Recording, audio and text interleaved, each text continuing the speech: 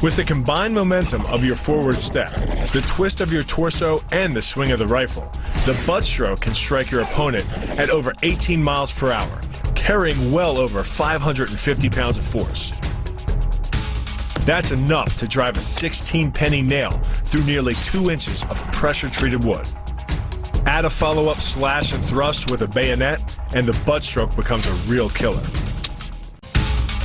But the real damage from the knee bar doesn't come from gravity. It comes from leverage.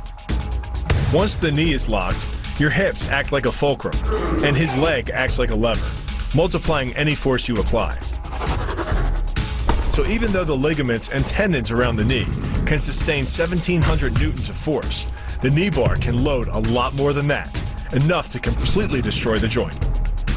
To do that, the Marine pushes his opponent at a location above the center of mass, while using his sweeping leg to create a tripping point, which is below his opponent's center of mass. Once the loss of stability has occurred, gravity does the work, and the damage. On the ground and on his back, your opponent is now vulnerable to any number of finishing strikes. Working much like a nutcracker, your forearm and biceps apply pressure to your opponent's carotid arteries. Located on either side of the trachea, these two arteries are the only way to get blood to the brain. It can take less pressure than squeezing an orange to stop the flow of blood to the arteries.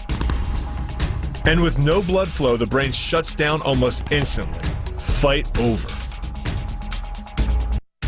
The key to the double is to hit your opponent below his rib cage, which knocks him off his center of gravity. Wrapping your arms around his legs prevents him from regaining it. Your forward momentum, coupled with the upward thrust of your hips, gets your opponent airborne. Driving him to the mat can yield over 3,000 pounds of injury-producing force.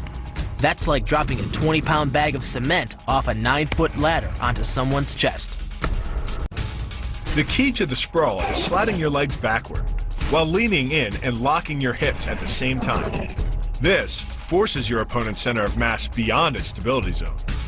Coupled with the downward thrust of your forearms, he's now supporting your entire upper body with the back of his neck and head, which leaves him face down on the mat, vulnerable to any number of attacks. The power of this move comes from the spin. Like the wrecking ball at the end of a demolition crane, the power is generated by the rotation of the body. In conjunction with the snap of the knee, the foot achieves a velocity of nearly 30 miles per hour.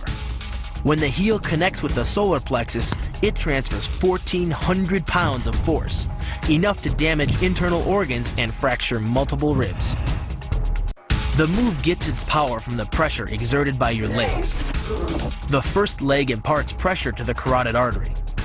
The second leg, working in conjunction with your arms, optimizes that pressure, transforming you into a human vice grip.